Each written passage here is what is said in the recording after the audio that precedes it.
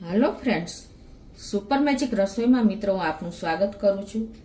आज हूँ सेजवान चटनी ने के कोई पण बीजी चटनी ने भूलावी दे एवी चटनी नी रेसिपी तमारी साथे शेर करूँ छूं, जे तमारे दाळ शाकनी पण जरूर नहीं पड़े। आपणे आ चटनी बधा साथे रोटली, परोठा, नान, भाखरी कोई पण साथे पछी वड़ा कोई पण साथे तमे खाई सको ने एटली टेस्टी आ चटनी बने छे। तो तमे चोक्कस एक वखत ट्राय करजो अने तमने मारो विडियो गमे तो लाइक करजो, शेर करजो अने सब्सक्राइब करवानुं तो भूलता ज नहीं। अने मित्रों बाजुमां रहेल बेल आइकन ने पण प्रेस करजो, जेथी करीने लेटेस्ट विडियोनी माहिती तमने मळती रहे। तो शियाळो छे अने अत्यारे टमेटानी सीजन फूल छे, तो आपणे आ चटणी बनावी लेवी जोईए। इन्स्टंट तमने क्यारे शाक बनावવાની ઈચ્છા न थाय तो तमे इजीली तमे लई शकशो। तो एना माटे मैं 3 टमेटा आपणे देशी के आवा हाइब्रिड कोई पण टमेटा तमे लई शको छो। अत्यारे 2 मैं मिक्स लीधा छे। 3 टमेटा छे मोटी साइजना अने 3 થી 4 आपणे लाल मरचा जे अत्यारे फ्रेश आवे छे ने ई लीधा छे। तमारी पासे एनो होय तो तमे सूका मरचा पण लई शको छो। एक टुकड़ो आंबलीनो लीधो छे, 1 इंच आदुनो टुकड़ो लीधो छे। पछी आपणे 1 चमची जेवी चणानी दाळ, 1 चमची अड़दनी दाळ, 2 चमची आखा धाणा, अर्धी वाटकी नानी एवुं लसण, 1 થી 2 चमची जेवी आपणे खांड लेशुं। तमे गोळ पण लई शको छो। संचर पाउडर अने रूटीन मसालामां आपणे आखुं जीरुं अने मेथी लेशुं, लाल मरचुं लेशुं अने आपणे मीठुं ने तेल तो बनाववानुं चालू करीए। तो पहेला तो आपणे आ टमेटा छे ने एना एवा नाना पीसमां समारी लेवाना छे, એટલે આપણે એને જલ્દી ક્રશ થઈ જાય। થોડા નાના પીસ કરશો ને તો આ રીતે આપણે એકદમ નાની સાઈઝમાં સમારી લેશું।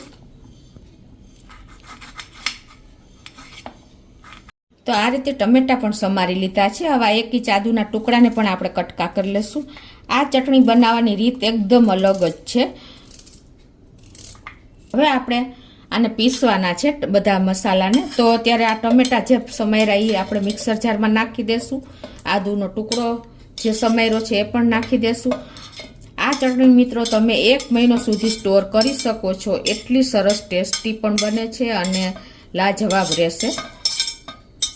હવે 3 થી 4 જે આપણે લાલ મરચા લીધા છે ફ્રેશ એ નાખી દેશું। તમે સૂકા પણ નાખી શકો છો। લસણ જે આપણે અડધી વાટકી લીધું છે ને એમાંથી અડધું આપણે નાખી દેશું ને અડધું આપણે પાછળથી નાખશું। અને આ 2 ચમચી ધાણા લીધા છે એને નાખી દેશું અને 1 ટુકડો આપણે આંબલીનો નાખી દેશું। તમને એમ થશે કે આ ખટાશ તો ઓલરેડી છે, પણ આંબલીનો ટેસ્ટ પણ અલગ હોય છે અને ટમેટાનો પણ ટેસ્ટ અલગ હોય છે। હવે આને આપણે પાણી નાખ્યા વગર જ દરદરી એવી પીસી લેશું। આ રીતે જો આપણે દરદરી એવી પલ્સ મોડ ઉપર ફેરવી લીધી છે મરચાં બધા મસાલા। હવે આનો આપણે વઘાર કરવાનો છે। તો એના માટે આપણે ગેસ ઓન કરી અને એક પેનમાં આપણે 3 મોટા ચમચા જેટલું તેલ મૂકી દેશું। તમે જો થોડાક દિવસ જ રાખ્યું હોય તો ઓછું તેલ પણ મૂકી શકો છો। તો હલકું એવું આપણું તેલ ગરમ થઈ ગયું છે, તો એમાં આપણે સૂકા મસાલા કરશું। એના માટે 1 મોટી ચમચી જેવું આપણે આખું જીરું નાખશું। તેલને વધારે ગરમ નથી કરવાનું, નહીંતર આપણા મસાલા દાજી જશે। અડધી ચમચી આખી મેથી નાખશું, 1 ચમચી આપણે ચણાની દાળ, 1 ચમચી અડદની દાળ, આ બધું નાખી અને આને આપણે સ્લો ફ્લેમ ઉપર જ રોસ્ટ કરવાના છે। એનો કલર ચેન્જ વધારે ન થાય એનું ખાસ ધ્યાન રાખવાનું છે। આ રીતે આપણે જો કન્ટિન્યુ સ્લો ફ્લેમ ઉપર મસાલાને રોસ્ટ કરવાના છે તેલમાં। જો મસાલાનો કલર બદલી જશે ને તો આખી ચટણીનો ટેસ્ટ બદલી જશે, એટલે કે દાજી જશે। તો એટલે ખાસ નોટ કરજો। જો હલકું એવી સ્મેલ આવી રહી છે અત્યારે આ મસાલામાંથી અને આપણો કલર મસાલાનો જો હજી એવો ને એવો મેન્ટેન છે, એટલે કે ટૂંકમાં દાજવા નથી દેવાનો। હવે આપણે જો મસાલા સંતળાઈ ગયા પછી આપણે આ જે લસણ બચાવ્યું હતું ને અડધું એ નાખી દેશું કળી આખી। અને ગેસની ફ્લેમ આખા પ્રોસીજર દરમિયાન આપણે સ્લો જ રાખી છે અને 15 થી 20 લીમડાના પત્તા નાખી દેશું અને થોડાક આપણે જે મરચાં બચાવ્યા છે ને એ પણ લાલ મરચાં નાખી દેશું। અને હવે આને આપણે કન્ટિન્યુ આ રીતે ચલાવતા રહેશું। અને હવે આપણે 1/4 ટીસ્પૂન જેવી હિંગ પણ નાખી દેશું। એનો ટેસ્ટ પણ આમ ચટણીમાં બહુ સરસ લાગશે। હવે બધા જ મસાલા આપણા સંતળાઈ ગયા છે, તો હવે આપણે આ મરચાંની પેસ્ટ નાખી દેશું। ગેસની ફ્લેમ આપણે સ્લો જ રાખી છે, જે સાંતળી છે એ। આપણે આ મસાલામાં પેસ્ટમાં બિલકુલ લીલા ધાણાનો ઉપયોગ નથી કર્યો, એટલે કલર મેન્ટેન રહે. આપણે સૂકા ધાણાનો જ ઉપયોગ કર્યો છે અને પાણીનો પણ બિલકુલ ઉપયોગ નથી કર્યો, કેમ કે ટમેટા ઓલરેડી હોય જ છે પાણી. અને આને હવે આપણે કન્ટિન્યુ તેલ છૂટું પડે ને ત્યાં સુધી હલાવતા રહેશું. તો જો મિત્રો અત્યારે કિચનમાં એટલી મસ્ત સ્મેલ આવી રહી છે ને કે આપણને મોઢામાં પાણી આવી જાય ને ખાવાની ઈચ્છા થઈ જાય, એટલી સરસ આપણે આ ચટણીની સ્મેલ આવે છે. અને અત્યારે સરફેસ ઉપર જો સાઈડમાં પણ તેલ છૂટું પડી ગયું છે, ત્યાં સુધી આપણે સ્લો ફ્લેમ ઉપર એને કૂક કરી છે. ખાસ નોટ કરજો, પરફેક્ટ કૂક કરવાની છે.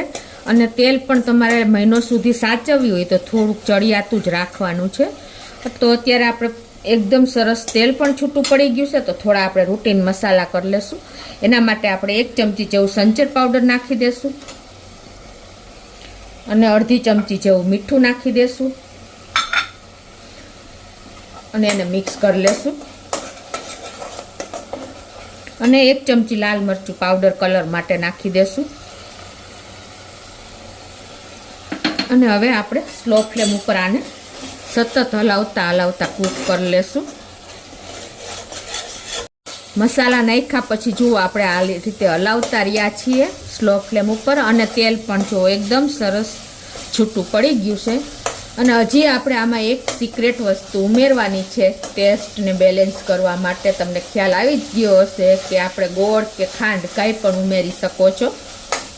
તો અત્યારે હું ખાંડ ઉમેરું છું, પણ ગોળનો ટેસ્ટ પણ એટલો જ સરસ આમાં મર્જ થઈ જાય છે.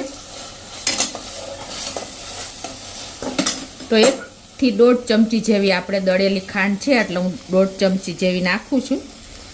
નાખીને આપણે સ્લો ફ્લેમ ઉપર જ મિક્સ કરી લેશું.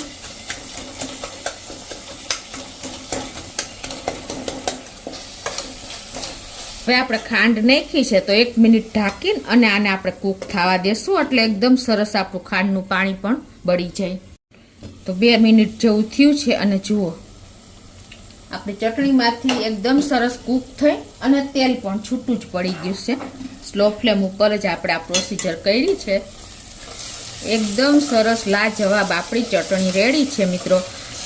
મિત્રો આટલા હું તમારી સાથે સરસ વિડીયો શેર કરું છું, તો તમે ચોક્કસ મિત્રો હવે સબસ્ક્રાઈબ કરવાનું તો ભૂલતા જ નહીં નવા મિત્રો.